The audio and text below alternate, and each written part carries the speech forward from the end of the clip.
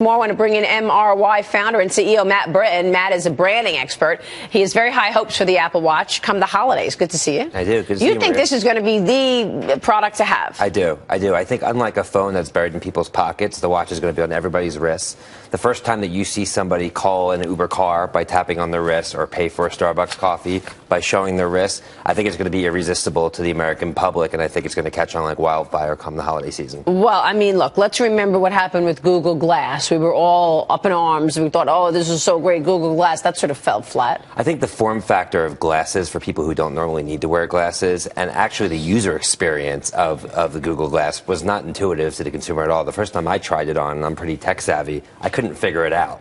So a lot of people are making that comparison, but I don't think it's going to be relevant here. But you can figure out the Apple Watch. I mean, I've played with it, and it's pretty easy. It's pretty intuitive. I think so many people have the iPhone, and the user experience is sort of analogous to the iPhone on the watch, that to most people who've grown up using the iPhone and the iPad, it's pretty easy to use. Okay, so the price point is good in terms of, having this is the must-have, must-need product? Right. So I think the two issues that Apple's going to deal with is, first of all, battery life, because people are not used to charging their watches, and it's just another thing to charge on a nightstand at night. Absolutely right. And is it a different charger than everything else? Because that's another issue. It's not, you're giving us different chargers. You've got to buy new chargers. So I think that's going to be one of the issues. I think the other issue is going to be, are people going to forget the charger? Right now they're saying it's an 18-hour battery life, but is that enough for a watch when you're not used to charging it? And the second is going to be the price point. I mean, that's another device that you have to pay for, another $350 on top of a tablet, on top of a phone. That's going to be problematic for some consumers as well. Perhaps they're going to bring that down like they did with the iPhone. What about the issue of limited supply? If you didn't pre-order it, you're probably not going to get it anytime soon. I have to say, I was surprised that they don't have it available in store. I think it's the first time I can remember that Apple actually launched a product that they didn't have available in store.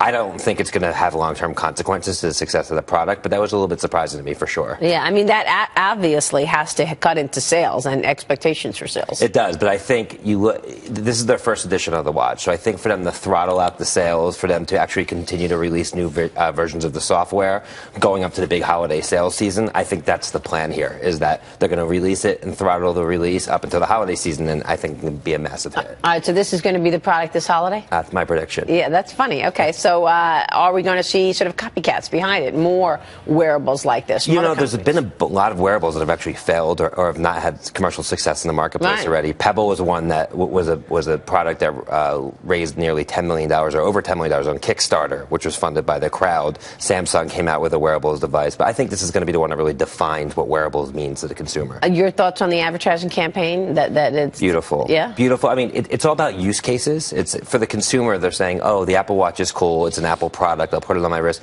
but how can I use it? And there's some incredible use cases. Shazam, for instance, is a popular app on the iPhone where you can, if you hear a song, you want to know what the song is, you actually have to pull out your phone, hit a button, and see. Well, now you can just push your watch and do it. So I think that's incredible. I think Apple Pay is going to really take off with the phone because consumers are just going to be tapping their watches to buy things, versus having to dig into their pocket. It's interesting that you say that because the Apple Pay, I mean, I could see how easy it is on the watch, but I mean, I have the iPhone 6 and, a 6 Plus, and I just got a cue the other day walking me through how to do Apple Pay. So no more BlackBerry for you? No. Wow. It's a big moment.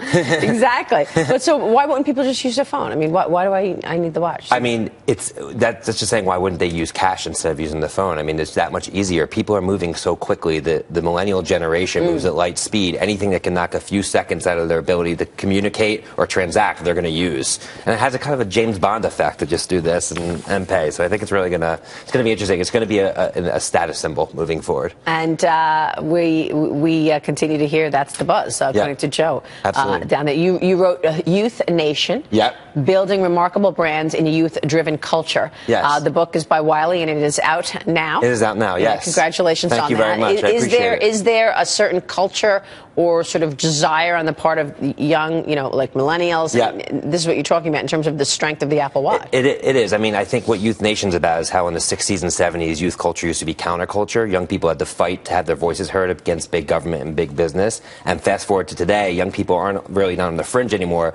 They're the driving force behind the American business landscape. They're the people that are making the trends and decisions that are disrupting institutions and massive businesses. So. All right, we will leave it there. And the book is Youth Nation. Matt Britton. Congratulations. I appreciate it. We'll see you soon, Matt. Thanks very much for stopping by.